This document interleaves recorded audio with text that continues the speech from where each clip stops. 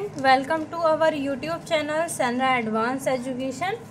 आज हम पढ़ने जा रहे हैं क्लास 7th की हिंदी व्याकरण की पुस्तक का लेसन 4, जिसका नाम है वाक्य विचार। आज इस लेसन में हम वाक्य पर विचार करेंगे, वाक्य के बारे में बात करेंगे। वाक्य क्या होते हैं, वाक्य किसको कहते हैं और वाक्य के कितने भेद होते हैं, इन सभी के बारे में आज के इस लेसन में हम डिटेल में पढ़ेंगे। Let's begin the lesson. मोती रोटी खा रहा है, मैं पत्र लिख रही हूँ, यह कितना सुरम्य दृश्य है, ओह आज तो कड़ाके की सर्दी है। उपयुक्त सभी सार्थक ध्वनियों के समूह हैं। सार्थक मतलब जिनका कोई अर्थ होता है उसको हम सार्थक बोलते हैं। अतः ये वाक्य हैं क्योंकि इनसे एक अर्थ हमें स्पष्ट हो पा रहा है, हमें एक अर्थ ये वाक्य दे रहे हैं, इसलिए ये वाक्य हैं। वाक्य भाषा का प्रमुख अवयव है। अवयव मतलब अंग है। जो वाक्य है भाषा का प्रमुख अंग है। अतः उपयुक्त शब्दों में हम कह सकते हैं कि एक विचार को पूर्ण रूप से प्रकट करने वाला शब्द समूह वाक्य कहलाता है। एक विचार या फिर एक बात को जो पूरी तरीके से उसका अर्थ दे, पूरी तरीके से उसको स्पष्ट करे, ऐसे शब्द समूह को हम वाक्य कहते हैं। वाक्य खंड, parts of a sentence, sentence के पार्ट, वाक्य के खंड।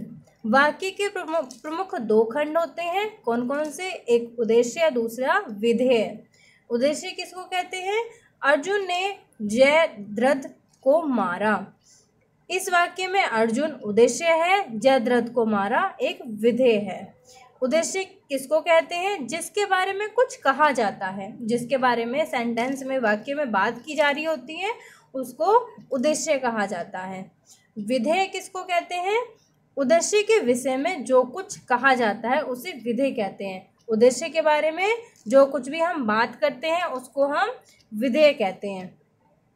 उद्देश्य का विस्तार, वाक्य में उद्देश्य एक, दो या दो से अधिक शब्दों का भी हो सकता है। मतलब एक शब्द का भी हो सकता है, दो शब्द का भी हो सकता है और उससे ज़्यादा शब्दों का भी हो सकता है, क्योंकि उसमें एक परिचय देने वाले अन्य शब्द भी प्रयुक्त हो सकते हैं। मतलब परिचय देने वाले और शब्द भी हो सकते हैं, तो एक से ज़्यादा का भी, दो से ज़्यादा का भी हो सकता है।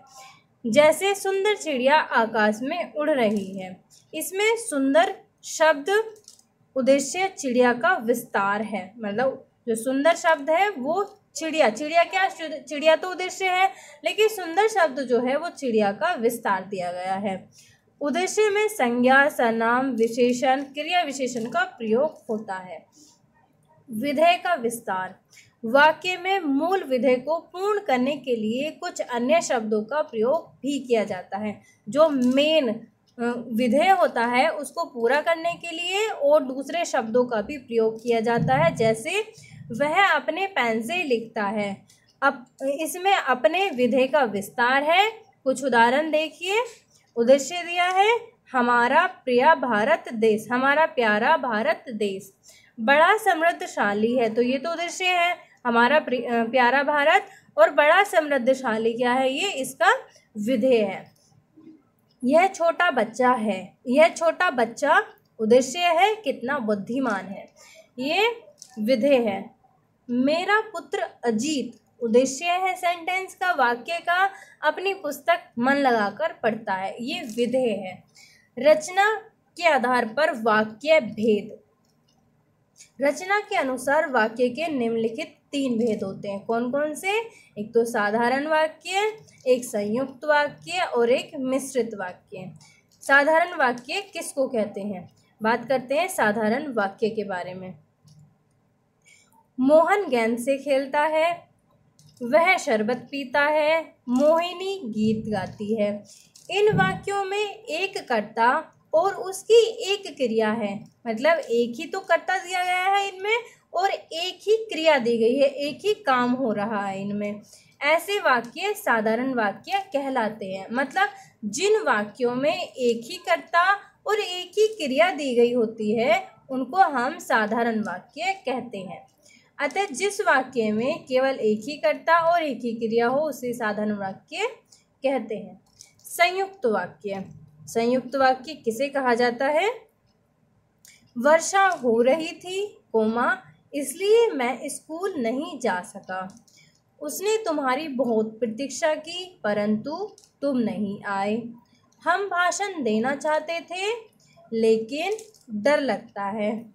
इन वाक्यों में दो स्वतंत्र उपवाक्य क्रम से इसलिए, परंतु, लेकिन समुच्चय बोधक शब्दों से जुड़े हैं। मतलब दो स्वतंत्र वाक्यों को, उपवाक्यों को इसलिए, परंतु, लेकिन समुच्चय बोधक शब्दों से जोड़ दिया गया है। ऐसे वाक्यों को संयुक्त वाक्य कहते हैं। संयुक्त वाक्य में दो ही वाक्यों की प्रधानता होती है। मतलब दोनों ही वाक्य प्रधान होते हैं, मुख्य होते हैं। दो या दो से अधिक साधारण वाक्य जब समुच्चय बोधक से जुड़ जाते हैं तो वे संयुक्त वाक्य कहलाते हैं। मतलब दो या दो से अधिक साधारण वाक्य, सिंपल सेंटेंस को जब एक समुच्चय बोधक से जोड़ दिया जाता है तो फिर वे वाक्य संयुक्त वाक्य कहलाते हैं। मिश्रित वाक्य, एग्जाम्पल्स पढ़ लेते हैं पहले हम। मैं विश्वास के साथ कह सकता हूँ कि यह पुस्तक मेरी है। जो पुरुषार्थ करता है वह फल पाता है। मालूम होता है कि आज वर्षा होगी। मिश्रित वाक्य में एक उपवाक्य होता है और दूसरा आश्रित वाक्य। मतलब एक तो प्रधान वाक्य होता है और दूसरा उस पर आश्रित वाक्य होता है। पहले वाक्य में मैं विश्वास के साथ कह सकता हूँ मुख्य उपवाक्य है, किंतु कि यह पुस्तक मेरी है यह इसमें आश्रित उपवाक्य है। अतः जब किसी विषय पर पूर्ण विचार करने के लिए कई साधारण वाक्यों को मिलाकर एक वाक्य की रचना करनी पड़ती है, मतलब कई सारे साधारण वाक्यों को मिलाकर के एक वाक्य की रचना करनी पड़ती है, एक वाक्य बनाना पड़ता है, तब ऐसे रचित वाक्य को मिश्रित वाक्य कहते हैं। तो जब ऐसे सेंटेंस बन जाते हैं जिसमें कई सारे साधारण वाक्यों को मिलाकर के एक वाक्य बनाना पड़ता है तो हम उस वाक्य को मिश्रित वाक्य कहते हैं। नोट, इन वाक्यों में एक मुख्य उपवाक्य और एक अथवा अधिक आश्रित वाक्य होते हैं। एक भी हो सकता है आश्रित वाक्य और उससे ज़्यादा भी हो सकते हैं, जो कि समुच्चय बोधक से जुड़े होते हैं। वाक्य परिवर्तन, वाक्य के अर्थ में किसी तरह का परिवर्तन किए बिना एक प्रकार के वाक्य से दूसरे प्रकार के वाक्य में परिवर्तन करना वाक्य परिवर्तन कहलाता है। क्या करना? वाक्य में परिवर्तन करना, चेंज करना। वाक्य के अर्थ में किसी तरह का परिवर्तन किए बिना, मतलब वाक्य का जो अर्थ है, जो वो भाव दे रहा है, उसमें परिवर्तन किए बिना, उसको बदले बिना हम एक प्रकार के वाक्य से दूसरे वाक्य में परिवर्तन जो करते हैं उसको हम वाक्य परिवर्तन कहते हैं। देखिए किस प्रकार से देखते हैं। साधारण वाक्य दिया है, इधर संयुक्त वाक्य दिया है। वह फल खरीदने के लिए बाजार गया। वह फल खरीदेगा इसलिए बाजार गया। तो यहाँ पर ये साधारण सेंटेंस है, लेकिन यहाँ पर परिवर्तन इसमें कर दिया गया है, लेकिन भाव जो है वो वही आ रहा है जो इस सेंटेंस में दिया गया है, साधारण वाक्य में दिया गया है। दूसरा सेंटेंस देख लेते हैं। भीड़ के बेकाबू होते ही पुलिस ने लाठीचार्ज किया। भीड़ बेकाबू हुई इसलिए पुलिस ने लाठीचार्ज किया। तो दोनों ही जो वाक्य दिए गए हैं दोनों का ही अर्थ समान है, एक जैसा है, लेकिन यहाँ पर वाक्य में परिवर्तन कर दिया गया है, लेकिन भाव में कोई भी परिवर्तन नहीं हुआ है। वैसे ही उसी प्रकार से बाकी के सेंटेंस भी इसमें दिए गए हैं जिनमें वाक्य परिवर्तन तो किया गया है लेकिन उनके भाव में कोई भी परिवर्तन नहीं हुआ है। अर्थ के आधार पर वाक्य के भेद। निम्नलिखित वाक्यों को पढ़िए और समझिए। वह विद्यालय गया। वह विद्यालय नहीं गया। वह विद्यालय जाए। क्या वह विद्यालय गया? शायद वह विद्यालय गया। उसे विद्यालय जाना चाहिए। तुमने कहा तो वह विद्यालय गया। ये 7 सेंटेंस दिए गए हैं। उपयुक्त सभी वाक्य रचना की दृष्टि से एक जैसे लगते हैं, मतलब ऐसा लगता है कि जैसे एक ही जैसे लिखे गए हैं, किंतु भाव अर्थात अर्थ की दृष्टि से वे एक दूसरे से एकदम भिन्न हैं। लेकिन वो जो अर्थ हमें दे रहे हैं उनका अर्थ एक दूसरे से बिल्कुल अलग है, बिल्कुल भिन्न है। जैसे कि सबसे पहले वाक्य में एक सीधी सी सामान्य बात कही गई है कि वह विद्यालय गया, किंतु दूसरे वाक्य का भाव पहले वाक्य से एकदम विपरीत है, एकदम उल्टा है। मतलब लग तो ऐसा रहा जैसे यही बात की गई है लेकिन बिल्कुल विपरीत है, उल्टा है। पहले में तो कहा गया है कि वह विद्यालय गया, दूसरे में कहा गया वह विद्यालय नहीं गया। मतलब अर्थ जो दे रहा है वो बिल्कुल उल्टा अर्थ दे रहा है। इस वाक्य में जाने की क्रिया का निषेध किया गया है। मतलब जाने की क्रिया का निषेध मतलब उसको मना किया गया है, काम करने के लिए मना किया गया है। तीसरे वाक्य में विद्यालय जाने की आशा की गई है। मतलब एक आशा दी गई है कि वह विद्यालय जाए। तो चौथे वाक्य में जाने की क्रिया के संबंध में प्रश्न पूछा गया है। मतलब ये पूछा गया है कि क्या वह विद्यालय गया। यहाँ पर एक क्वेश्चन पूछा गया है, यहाँ पर ना कुछ बताया गया है ना निषेध किया गया है, बस क्वेश्चन पूछा गया है कि क्या वह विद्यालय गया। इसी प्रकार शेष वाक्यों में भी भिन्न भिन्न अर्थ व्यक्त किए गए हैं और बाकी के जो वाक्य दिए गए हैं उनका भी अलग अलग अर्थ ही निकलता है। इसी अर्थ भेद के आधार पर वाक्यों के मुख्यतः 8 भेद किए जाते हैं। कौन कौन से 8 भेद किए जाते हैं?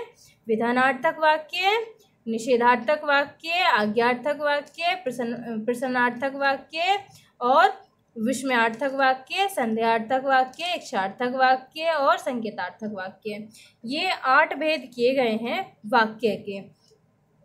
अब हम बात करते हैं विधानार्थक वाक्य किसको कहते हैं। स्टेटमेंट सेंटेंसेस, जिन वाक्यों में क्रिया के विधान मतलब संपन्न होने के सामान्य रूप में होने का बोध होता है उन्हें विधानार्थक वाक्य कहा जाता है। मतलब कोई काम हो रहा होता है, ठीक है, किसी काम की करने को बताया जाता है तो वहाँ पर जो हमारे सेंटेंस होते हैं वो विधानार्थक वाक्य होते हैं।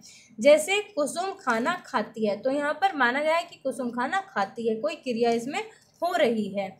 कुसुम ने खाना खाया, कुसुम ने खाना खाया जाएगा, कुसुम से खाना खाया जाएगा, कुसुम खाना खाएगी। उपयुक्त चारों वाक्य में क्रिया के विधान मतलब संपन्न होने का सामान्य रूप से बोध हो रहा है कि जो काम है वो हो रहा है। भले ही प्रथम वाक्य में क्रिया वर्तमान कालिक, द्वितीय में भूतकालिक और तृतीय एवं चतुर्थ में भविष्यकालिक है। काल पृथक होने पर भी चारों ही वाक्य विधानार्थक वाक्य हैं। मतलब चारों में ही काम को जो क्रिया है उसको स्वीकार किया गया है, संपन्न होना बताया गया है कि काम जो है उसमें कुछ हो रहा है। तो इस प्रकार के जो सेंटेंस होते हैं उनको विधानार्थक वाक्य कहा जाता है। निषेधार्थक वाक्य, जिन वाक्यों में क्रिया के विधान का निषेध किया जाता है। मतलब क्रिया के ना होने का, कोई काम जो है उसके ना होने की मनाही की जाती है कि वो जो काम है नहीं होता है। तो इस प्रकार के जो सेंटेंस होते हैं उनको निषेधार्थक वाक्य कहा जाता है। देखिए पहला सेंटेंस दिया है कुसुम खाना नहीं खाएगी, तो इसमें खाने के लिए मना किया गया है, तो निषेध यहाँ पर प्रकट हो रहा है, नहीं का भाव आ रहा है। तो इस प्रकार के जो सेंटेंस होते हैं जिनमें किसी क्रिया के ना होने की बात कही जाती है उनको हम निषेधार्थक वाक्य कहते हैं। उपयुक्त चारों वाक्यों में खाना क्रिया का निषेध किया गया है। सभी में खाना खाने के लिए मना किया गया है। कुसुम ने खाना नहीं खाया, कुसुम से खाना खाया नहीं जाएगा, कुसुम खाना नहीं खाएगी।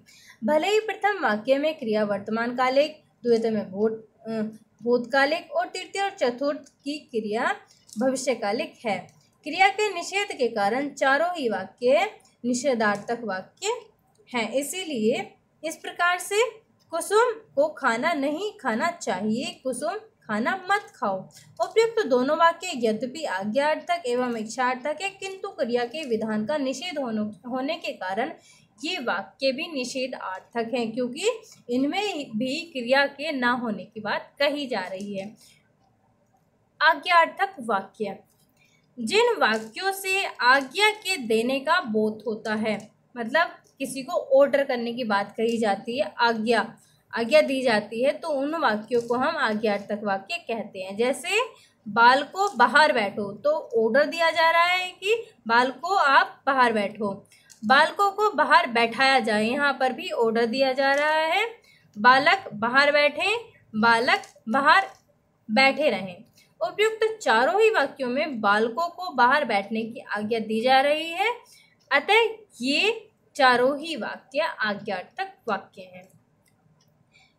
प्रश्नार्थक वाक्य, जिन वाक्यों से प्रश्न पूछे जाने का बोध होता है, मतलब प्रश्न पूछे जाते हैं, उन्हें प्रश्नार्थक वाक्य कहते हैं। जैसे राम चित्र क्यों बना रहा है, तो क्वेश्चन पूछा जाता है, इसमें प्रश्न पूछे जाते हैं। राम, यह चित्र किसने बनाया है? राम, तुम चित्र कब बनाओगे? राम को चित्र कहाँ बनाना है? क्या राम चित्र बनाएगा? क्या राम चित्र बना सकता है? उपयुक्त सभी वाक्यों में कोई ना कोई प्रश्न पूछा गया है, अतः ये सभी प्रश्नार्थक वाक्य हैं। अब हम बात करते हैं विस्मयार्थक वाक्य की। जिन वाक्यों में किसी प्रकार का आश्चर्य अथवा विस्मय प्रकट किया जाता है, उन वाक्यों को विस्मयार्थक वाक्य कहा जाता है। मतलब आश्चर्य, किसी चीज़ को देख करके आश्चर्य होना, अचरज होना या फिर विस्मय में पड़ जाना। तो जहाँ पर हमें इस तरीके के सेंटेंस मिलते हैं, वाक्य मिलते हैं, तो वो वाक्य हमारे विस्मयार्थक वाक्य होते हैं। जैसे वहाँ आनंद आ गया, तो यहाँ पर हमें आश्चर्य मतलब एक तरीके से जो अनुभूति हो रही है, वे आनंद की अनुभूति हो रही है, तो ये जो है एक विस्मयार्थक वाक्य है। क्या सिकंदर जीत गया? वहाँ क्या सुंदर दृश्य है, तो यहाँ पर आश्चर्य की बात कही गई है। अरे इस पौधे को क्या हुआ, तो यहाँ पर भी आश्चर्य की बात है, विस्मय की बात है। तो इस तरीके के जो सेंटेंस होते हैं उनको विस्मयार्थक वाक्य कहा जाता है। उपयुक्त चारों ही वाक्यों में विस्मय का बोध हो रहा है, अतः चारों ही वाक्य विस्मयार्थक वाक्य कहलाएंगे। यद्यपि दूसरे और चतुर्थ वाक्य प्रश्नार्थक भी हैं, मतलब प्रश्न भी उसमें पूछे गए हैं, किंतु उनमें विस्मय भाव की प्रधानता होने के कारण ये विस्मयार्थक वाक्य ही है। संध्यार्थक वाक्य, जिन वाक्यों में क्रिया के होने का निश्चय न हो, अर्थात क्रिया के होने में संदेह का बोध हो, मतलब इसमें निश्चित नहीं होता है कि जो काम है वो हो रहा है, एक तरीके से संदेह होता है, भ्रम होता है कि वह काम हो रहा है या नहीं हो रहा। तो इस तरीके के जो सेंटेंस होते हैं, वाक्य होते हैं, हम उनको संदेहार्थक वाक्य कहते हैं। जैसे उसकी गाड़ी छूट गई, तो संदेह व्यक्त किया जा रहा है। शायद राधा सो रही होगी, तो यहाँ पर भी शायद लगा हुआ है, मतलब संदेह व्यक्त किया जा रहा है। वह अभी पहुंचा ही होगा, यहाँ पर भी संदेह व्यक्त किया जा रहा है। उपयुक्त चारों ही वाक्यों में गाड़ी छूटने तथा सोने, पहुंचने, बांसुरी बजाने का पक्का पता नहीं चलता है। चारों वाक्यों में अनिश्चय की स्थिति है, अर्थात हमें जो है इसमें ये पता नहीं चल पा रहा है कि काम हुआ भी होगा या नहीं हुआ होगा, अर्थात इन सभी क्रियाओं में होने में संदेह व्यक्त किया गया है, अतः ये सभी वाक्य संदेहार्थक वाक्य हैं। इच्छार्थक वाक्य, जिन वाक्यों में किसी प्रकार की इच्छा, आकांक्षा, आशीर्वाद या श्राप या दुआ या बदुआ निहित होती है, उन वाक्यों को इच्छार्थक वाक्य कहते हैं।